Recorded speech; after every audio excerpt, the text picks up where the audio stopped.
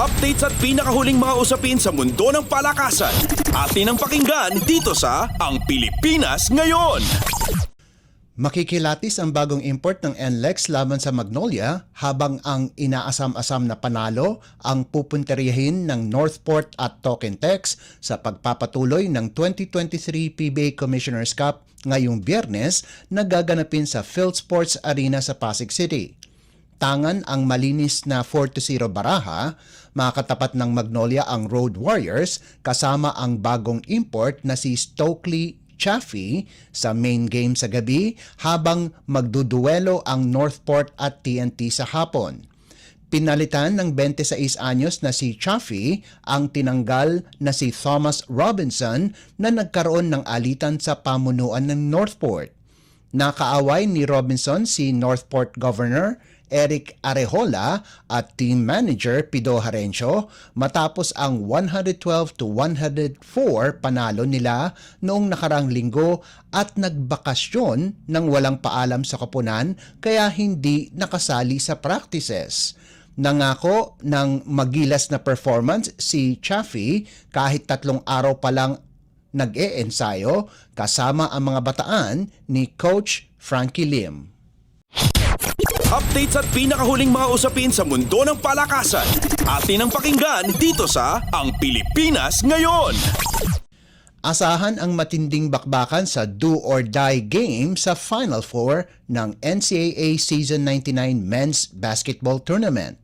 Mag-uunahan ang number 2 Lyceum of the Philippines University at ang number 3 San Beda University para sa karapatang makatapat ang Mapua University sa finals.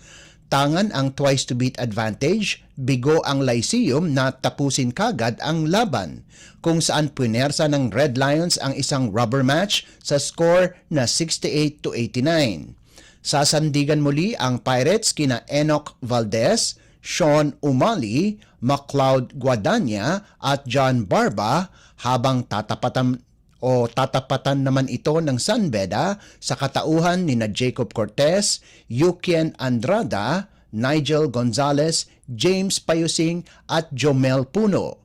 Naging bida si Cortez sa panalo ng Red Lions laban sa Lyceum kung saan binuhos nito ang lahat sa natipon nitong 28 puntos, 8 assists, 4 na rebounds at 3 steals.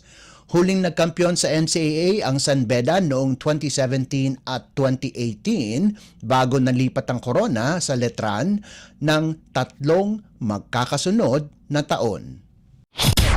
Updates at pinakahuling mga usapin sa mundo ng palakasan. Atin ang pakinggan dito sa Ang Pilipinas Ngayon.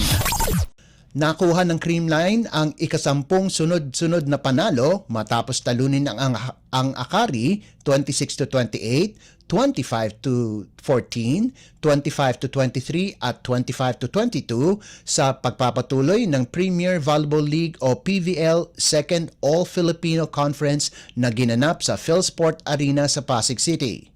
Nakuha ng Coal Smashers ang top seed papasok sa semifinals, tangan ang malinis na 10-0 record. Nanguna para sa Creamline si Tots Carlos sa nagawa nitong 23 puntos mula sa 21 hits at 2 blocks habang naglista sina Gemma Galanza at Bangs Panagara ng 16 at 12 puntos ayon sa pagkakasunod. Bagsak sa 5-6 ang record ng Chargers na eliminated na sa semifinals. Samantala, naitala ng Galleries Tower ang una nitong panalo sa torneo matapos talunin ang Girl Floor 18-25, 24-26, 25-23, 25-18 at 15-11. Pinangunahan ni Roma Joy Doromal ang Galleries sa nagawa nitong 15 puntos mula sa 10 kills, 3 blocks at 2 service aces. Updates at pinakahuling mga usapin sa mundo ng palakasan. Atin ang pakinggan dito sa Ang Pilipinas Ngayon. At yan ang pinakahuling balita sa larangan ng palakasan. Para sa Radyo Pilipinas World Service, ito po si Leo Magpayo. Magandang araw. Updates at pinakahuling mga usapin sa mundo ng palakasan. Atin ang pakinggan dito sa Ang Pilipinas Ngayon.